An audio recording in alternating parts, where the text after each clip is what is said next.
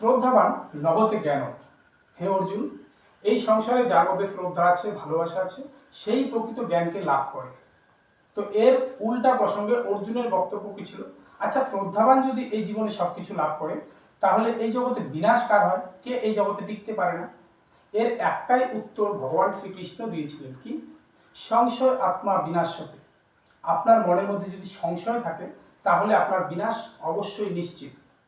তবে এর পরের গল্প কি ছিল? যিনি জ্ঞানের দ্বারা এই সংশয়ের উত্তর খুঁজে নেন, যিনি জ্ঞানের দ্বারা তার সংশয়কে দূর করে নেন, তিনি প্রকৃত সত্যকে এই জগতে খুঁজে পান।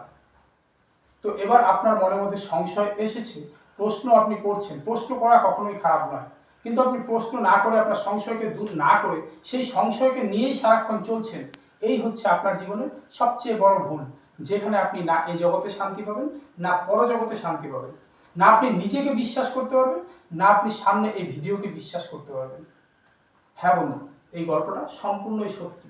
যদি আপনার মধ্যে সন্দেহ থাকে, তাহলে এই ভিডিও থেকে আপনি কোনো লাভ পাবেন না। আর যদি আপনি সত্যি বিশ্বাস করতে পারেন নিজেকে, যদি আপনি সামনের ব্যক্তিকে তখনই বিশ্বাস করতে পারবেন যখন আয়নার সামনে দাঁড়িয়ে নিজেকে আপনি বিশ্বাস করতে পারবেন। তো আমায় অবিশ্বাস করার আগে একবার আপনি নিজেকে প্রশ্ন করে নিন, আমি কি আমার নিজেকে বিশ্বাস করি? যদি উত্তর হ্যাঁ হয়, তবে এই ভিডিওটাকে সামনে দেখুন।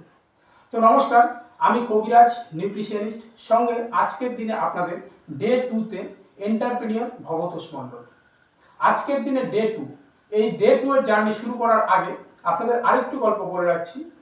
দেখুন দাদা, মদের দোকানে খুব ভিড় বেশি হয়, কোথাও ঝগড়া ক্যাচাল অশান্তি হচ্ছে, সেখানে খুব ভিড় বেশি হয়। জুয়া খেলার আসরে খুব ভিড় বেশি হয়। কারণ কি জানেন? আজকের দিনে যেরকম ছোট ছোট শর্ট ভিডিওতে খুব ভিড় বেশি হয়, সেম গল্প, যেখানে আপনি ইনস্ট্যান্ট খুব তাড়াতাড়ি কোনো রিয়াকশন পেয়ে যাচ্ছেন, মদ আপনি খাওয়ার সঙ্গে সঙ্গে ধরে যাবে, এখানে রিয়াকশন আপনি পাচ্ছেন। জুয়াতে আপনি পাটে ছাড়লেন, হয় পাবেন নয় যাবে, সঙ্গে সঙ্গে আছে এর রেজাল্ট। কোথাও ক্যাচাল ঝগড়া অশান্তি, সঙ্গে সঙ্গে আছে তার রেজাল্ট।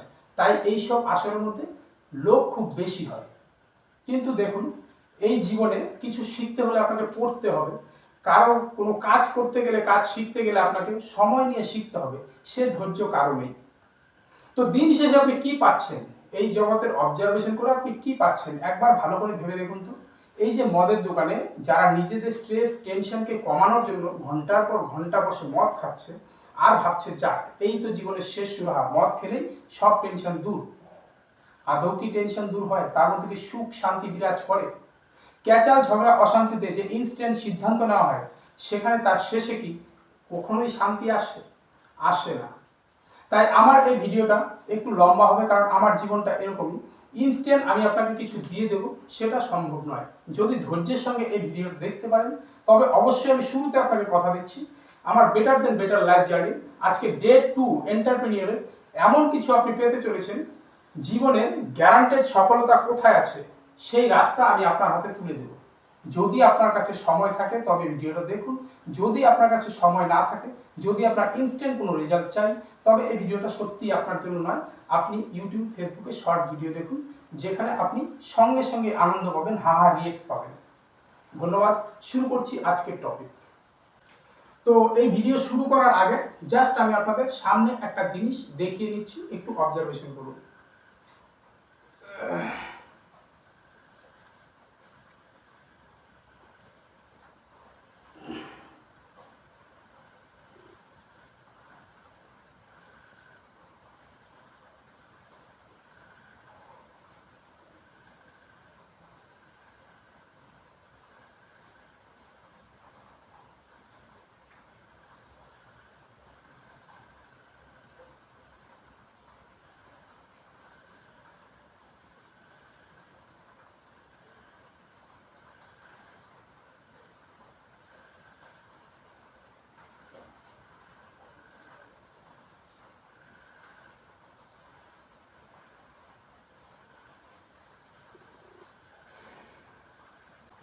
তো বন্ধুরা, এই যে একটা সহজ কাজ আমি আপনাদের চোখের সামনে করলাম, এই কাজটাকে আপনি একবার ট্রাই করুন। কি করবেন?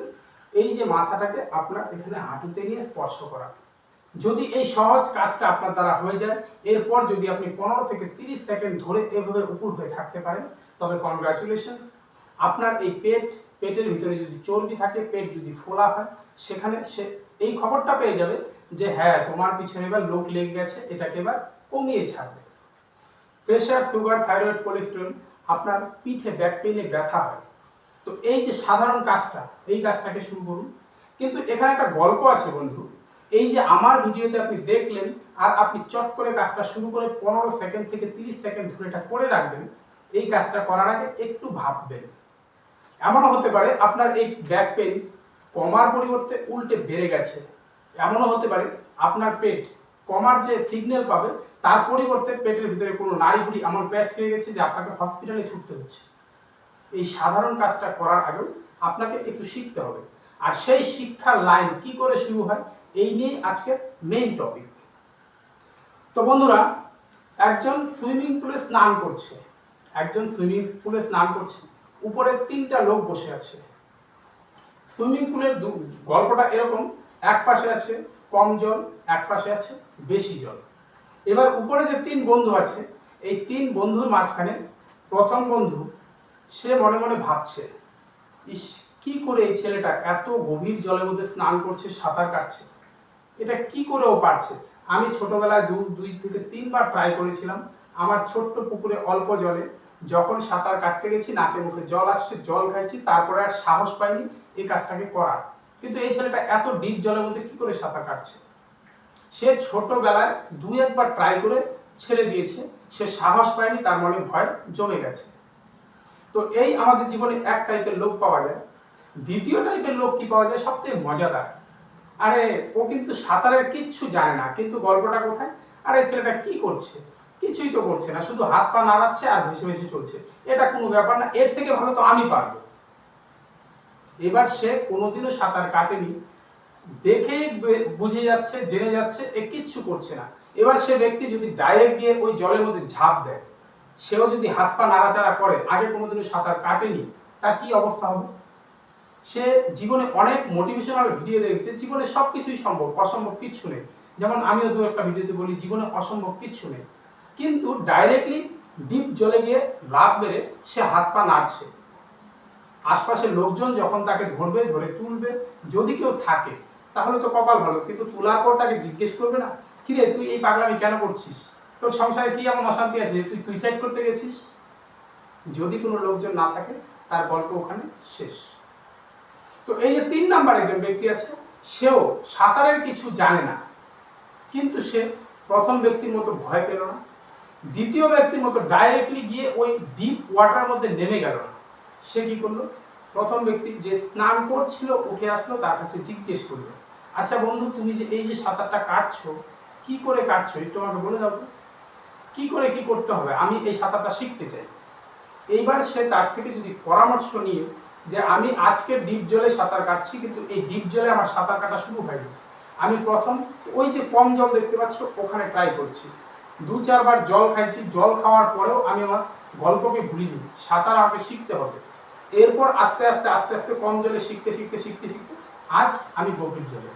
তো এবার এই তথ্য ওর কাছে জানার পর এই ব্যক্তি যদি কম জলে প্রথমে ট্রাই করে, নিজের হাত পা নাড়ে, তখন কি হবে, ডুবার কোনো চান্স নেই, কেননা ওখানে জল কম আছে, ডুবলেও দাঁড়িয়ে যেতে পারবে, তার পা মাটিতে থাকবে। এবার এখানে ধীরে ধীরে ট্রাই করতে করতে করতে করতে একবারে ডিপ জলে না গিয়ে যদি আশেপাশে ভালো করে আগে শিখে নেয়, শিখে নেওয়ার পর এবার যদি সে মাঝখানের জলে নামে, সুইমিং পুলের জলে সে সাঁতারটা ভালো করে শিখে নিল, শেখার পর এবার সে কি নদীতে গিয়ে স্নান করতে পারবে, সাঁতার কাটতে পারবে। হ্যাঁ বন্ধু, যদি একবার কেউ সাঁতারের সূত্রটা ভালো করে ধরে নিতে পারে, এরপর ধীরে ধীরে ধীরে ধীরে তার প্র্যাকটিসকে বাড়িয়ে যায়, তাহলে সে শুধু এই সুইমিং পুল নয়, সুইমিং পুলের সঙ্গে নদী, নদীর পর যেইখানে জল সবসময় স্রোতের মধ্যে বয়ে যায়, সেই স্রোতের মধ্যেও সে সাঁতার কাটতে পারবে। কিন্তু গল্প হচ্ছে মাঝখানে শিখতে হবে। আপনি যে ছোটবেলায় সরয় সরায়, যেটা আজকের দিনে আপনার কাছে খুব নগণ্য অক্ষর, এই একটা অক্ষরকে শেখার জন্য আপনাকে কতবার প্র্যাকটিস করতে হয়েছে এটা আপনি জানেন। একবারও ভেবে দেখেছেন, একটা সরয় সরায় একজন ছোট বাচ্চাকে একবার বললে তার হয়নি, কত শয়ের পর শ, হাজারের পর হাজার বার তাকে দিয়ে এই সরয় সরায় লেখানো হয়েছে, বলা হয়েছে, তারপর আজকে গিয়ে তার ব্রেন সেট হয়ে গেছে। তো আমরা দেখুন, এই যে ছোট্টবেলার গল্প, একটা সরু অক্ষর শিখতে আপনাকে অনেকবার প্র্যাকটিস করতে হয়েছে, আপনাকে সাঁতার শিখতে অনেকবার প্র্যাকটিস করতে হয়েছে, কিন্তু বাস্তব জীবনে আপনি গরিব। বাস্তব জীবনে আপনি গরিব, কিন্তু গরিব থেকেও যে ধনী হওয়া যায়, চোখের সামনে আপনি দেখতে পাচ্ছেন একই রাস্তায় বিএমডব্লিউ, একই রাস্তায় সাইকেল, কিন্তু তারপরেও আপনার ব্রেনের মধ্যে কখনো এই প্রশ্নটা জাগে না যে আমিও বড়লোক হতে চাই, আমিও বড়লোক হতে পারবো। যদি এই প্রশ্নটা জাগে তাহলে এই ভিডিওটাকে আগে আরো দেখুন। এই ভিডিওটার মধ্যে শেখার সম্পূর্ণ রাস্তা আপনি পেয়ে যাবেন। এখানে একটা প্রশ্ন, জীবনে সফলতা কাকে বলে আর ব্যর্থতা কাকে বলে? এই প্রশ্নটা নিজেকে কখনো কোনোদিন করেছেন? সফলতা সেই জিনিসটা যেটা আপনি মনে মনে ভেবেছেন আমি এই কাজটা করব, সঙ্গে কাজটা করেছেন, কাজটা সম্পূর্ণ হয়ে গেছে, এই হলো আপনার জীবনের সফলতা। আর ব্যর্থতা কি? আপনি মনে ভেবেছেন কিন্তু করা হয়নি, ব্যর্থতা।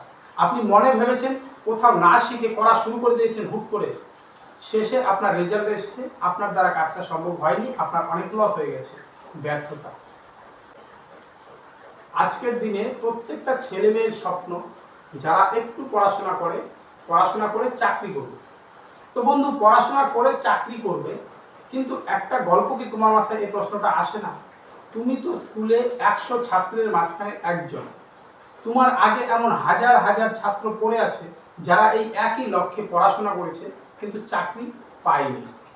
এই বাস্তবটাকে তুমি দেখতে পাচ্ছ না?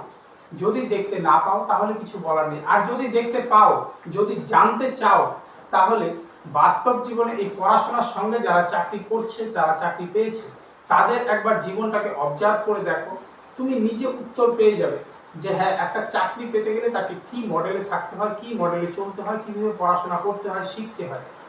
আর এই নর্মাল পড়াশোনার মাঝখানে শুধু পড়াশোনার মুখ রেখেছো, বাইরে চোখ দিয়ে দুনিয়াটাকে দেখছো না, তুমি ভাবছো পড়াশোনার পরে তোমার জন্য চাকরি আছে। বন্ধু, ব্যর্থতা ছাড়া এখানে জীবনে কিচ্ছু পাবে না, শুধু ব্যর্থতা পাবে আর আজীবন বলবে আমি তো চেষ্টা করেছিলাম, হয়নি। চেষ্টার শেষ বিন্দু কি জিনিস সেটা তোমার জীবনে জানাই নেই। আমাদের এই পৃথিবীতে মানুষকে নিয়ে বহুবার বহু রিসার্চ করেছিল, বহু গবেষণার শেষে এই রেজাল্টে উপস্থিত হয়েছে তারা কি? এই পৃথিবীতে প্রতি 100 লোকের মাঝখানে 90% লোক মনে মনে কল্পনা করে আমি কিছু করব। তাদের কল্পনা মনেই থাকে, তারা বাস্তবে কখনো এটাকে প্রকাশ করে না, বাস্তবে কখনো এই কাজের পেছনে ছোটে না। তাই 100-র মধ্যে 90% লোক ফেল। এরপর বাকি রইল 100-র মধ্যে 10%।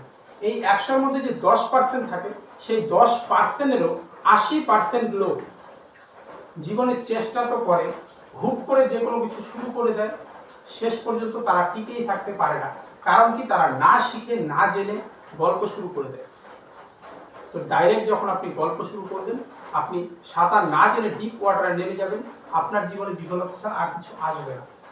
বাকি যে পড়ে আছে 190 বাদ, তারপরে 10-এর মাঝখানে 80 বাদ 20% লোক, তারা এই পৃথিবীকে রাউন্ড করাচ্ছে। কারণ তারা জীবনে কিছু শিখেছে, শেখার পর আগে প্র্যাকটিস করেছে ছোট লেভেলে, মানে মাটিতে পা রেখে চলেছে, তারপর ধীরে ধীরে ধীরে ধীরে তারা তীব্র স্রোতের মাঝখানে নর্মাল সাঁতার, উল্টি সাঁতার, এমনকি এই স্রোতকে পুরো কেটে কেটে কেটে কেটে সামনে এগিয়ে যাচ্ছে। কারণ তাদের জীবনে শেখা আছে, তারা জীবনে আটকাবে না, যে কোনো জায়গায় নিজেকে চালাতে জানে। আর সেই লোকই আজকে এই পৃথিবীকে চালাচ্ছে, 20% লোক।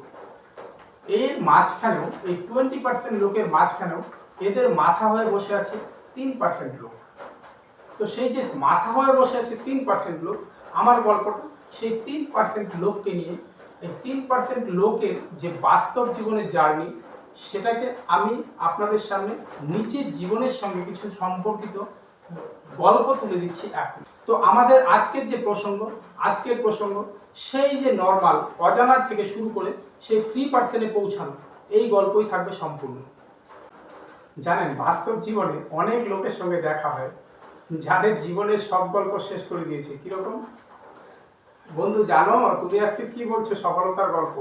আমি নিজে একটা ব্যবসা শুরু করেছিলাম, আইডিয়া খুব ভালো ছিল, লোন করে ব্যবসায় হাত দিয়েছি, বড় করে ব্যবসাকে সাজিয়েছি, তারপরেও আমি ব্যর্থ হয়ে বসে আছি।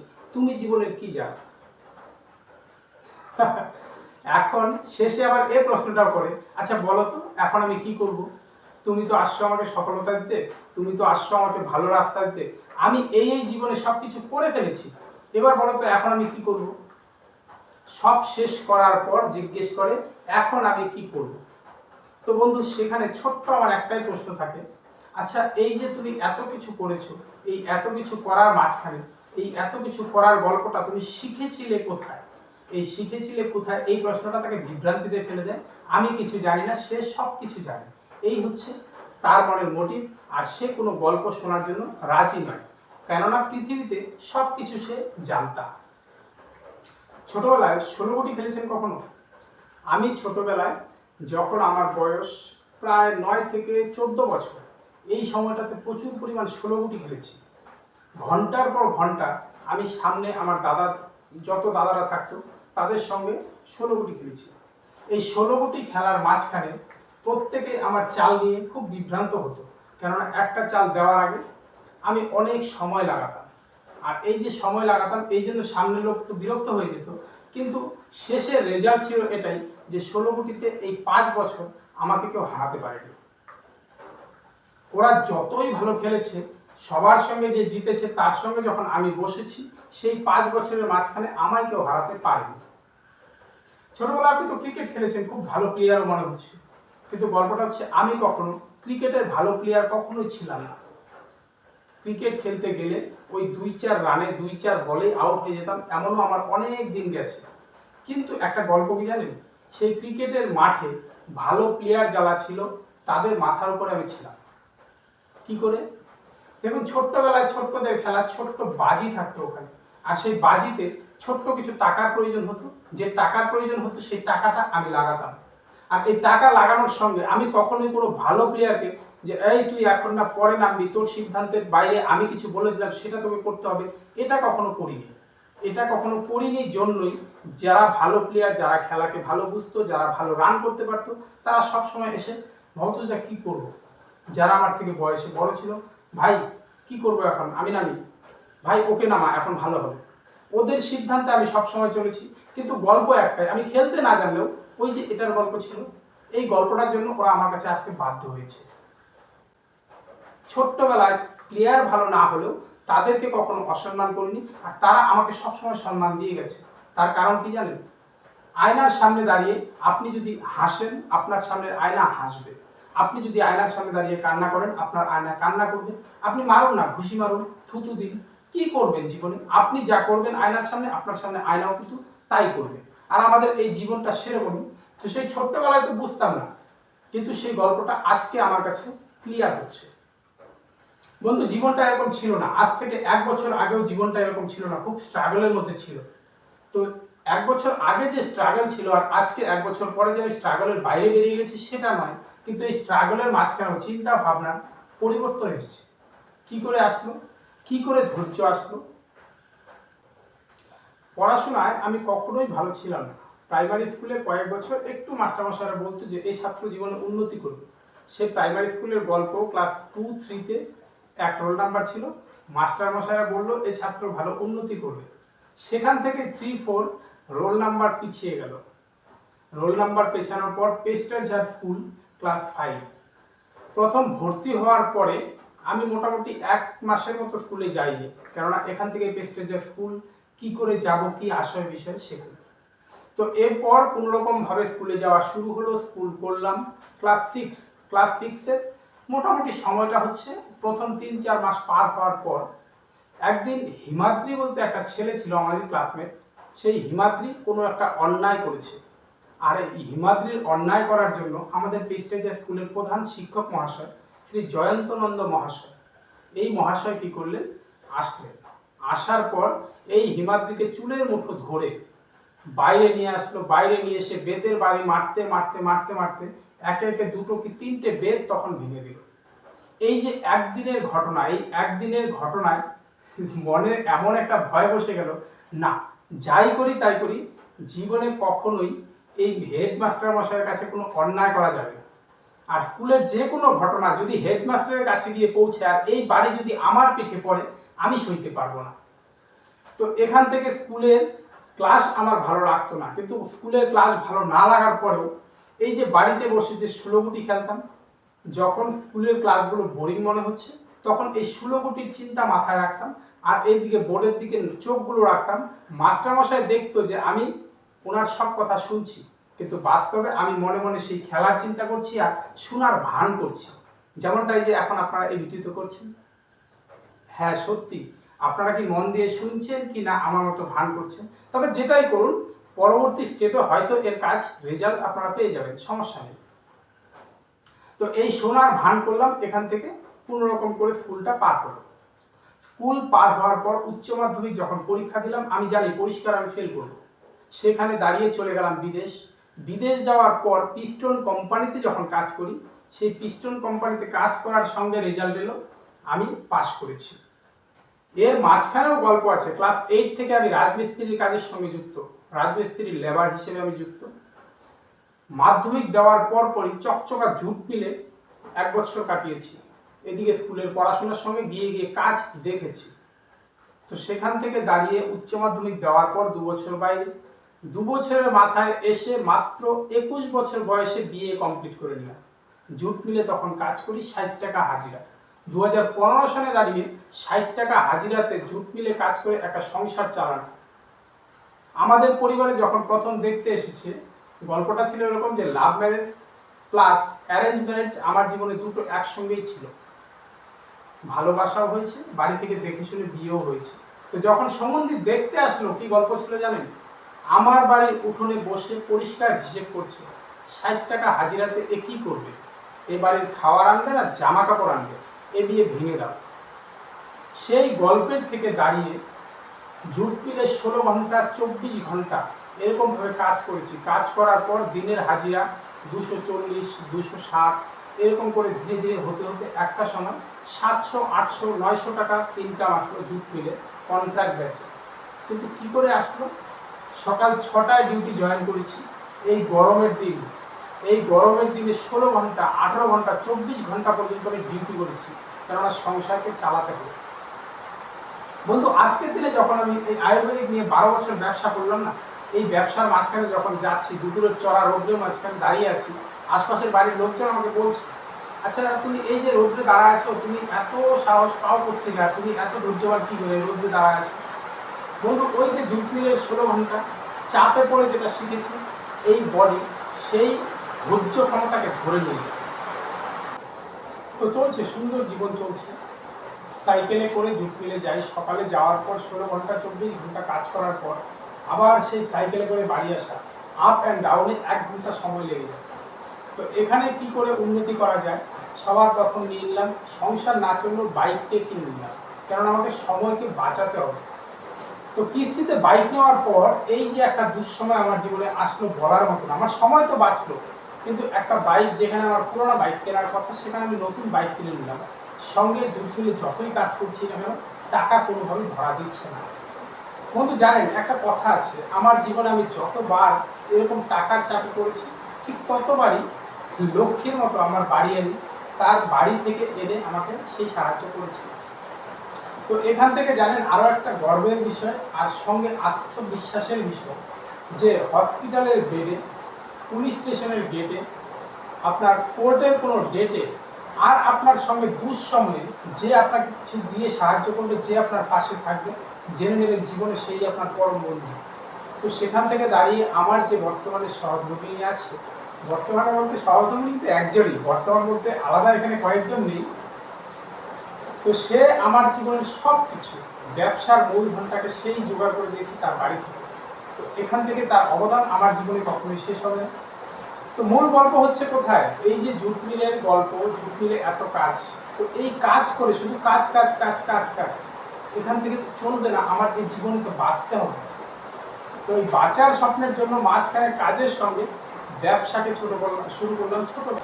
তো এত চাপ, এত কাজের মাঝখানে, এত অভাবের মাঝখানে সময়কে বাঁচাতে হবে। সাইকেলে করে প্রতিদিন সকালে আধা ঘন্টা, বিকেলে আসার সময় আধা ঘন্টা, 24 ঘন্টা 16 ঘন্টা ডিউটি করার পর শরীর টানছে না, সময়কে বাঁচাতে হবে। তো একদিকে সংসার চলে না, আরেকদিকে এই সময় আমি নিয়ে নিলাম কিস্তিতে বাইক। তো আমার আশপাশের লোকজন যখন আমায় দেখছে, তখন আমায় দেখে হাসছে, তো ঘরে খাওয়ার নেই, তুই বাইক কিনে নিলি? এটা কি ধরনের অসভ্যতা?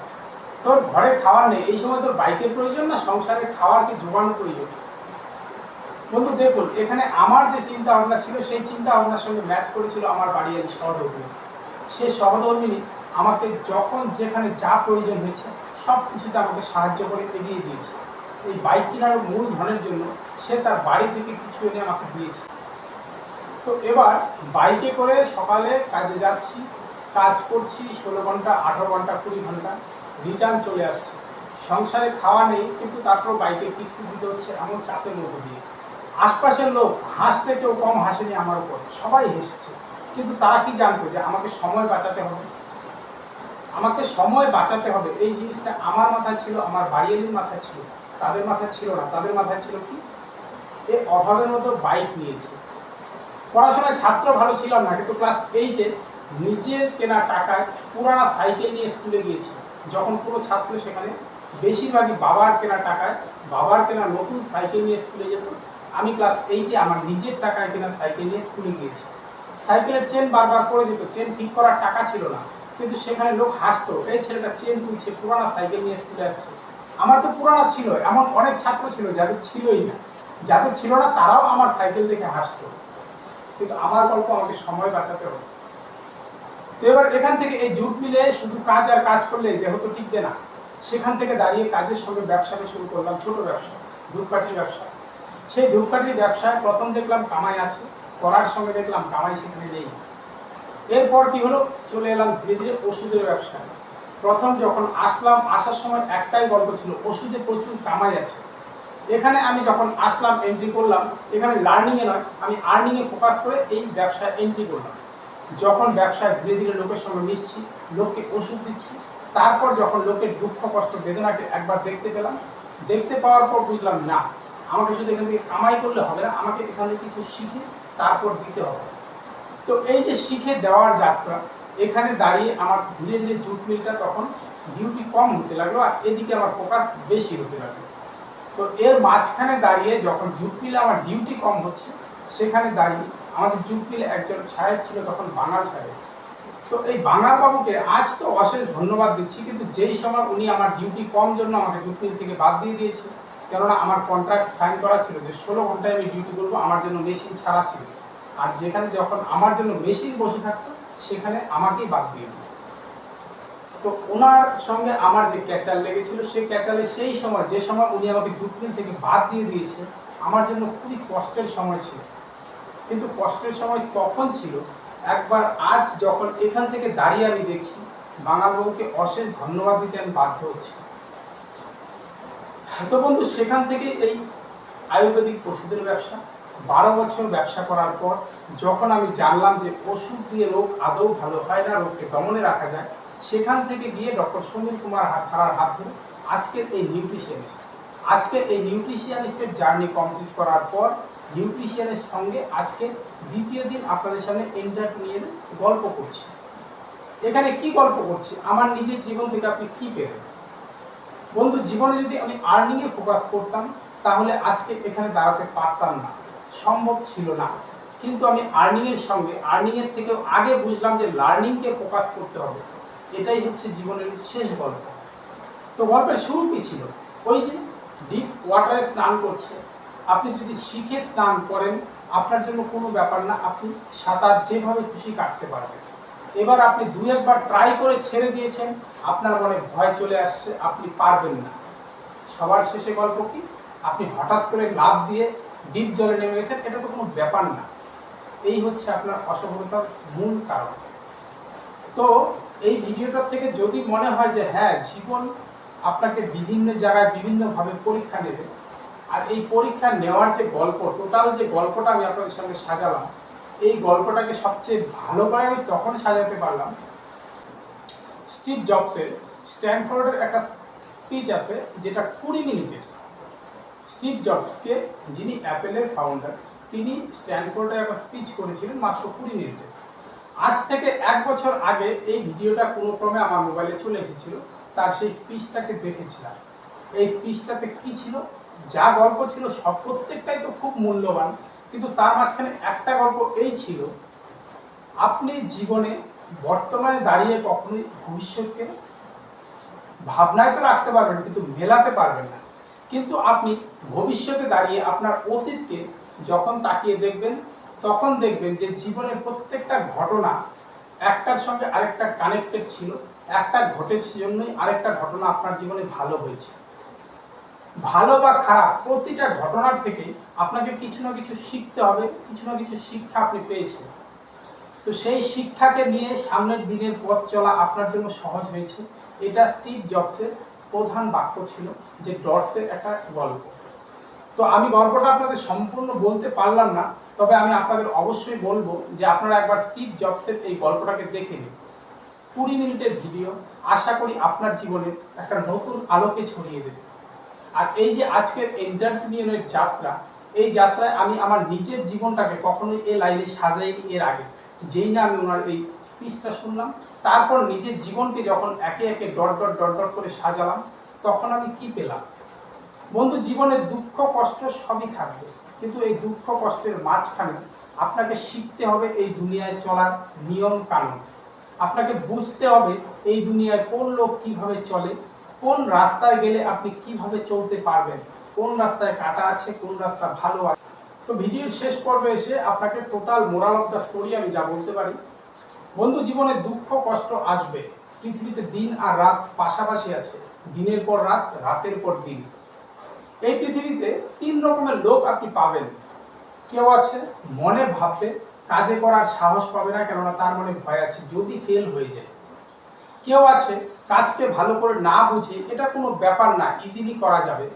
আর কেউ আছে কাজটাকে ভালো করে বুঝে শুনে তারপর ছোট্ট থেকে শুরু করে বড়তে পৌঁছে যায়। এই 3 টাইপের লোক।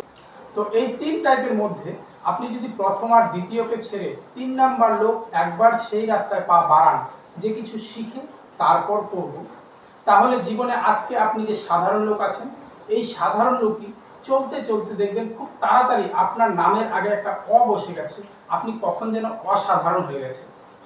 বন্ধু, এই জীবনটা একবারই পেয়েছেন, আর পাবেন কিনা সন্দেহ আছে, কিন্তু এই জীবনে এসেছেন যখন খেলুন ভালো করে। এই জীবনে ভিখারি না হয়ে খেলোয়াড় বনুন, শিকারী বনুন। শিকারী বনুন ভিখারি বাদ দিয়ে। কেননা হে ভগবান তুমি আমাকে এটা দাও, ভগবান তুমি আমাকে কেন এটা দিলে না, ভগবান তোমাকে দেবে না। তুমি তার জন্য যদি একটু পরিশ্রম করো, যদি একটু কাজ করো, একটু বুঝে শুনে চলো, তবে ভগবান তোমার জন্য তৈরি করে রেখেছে।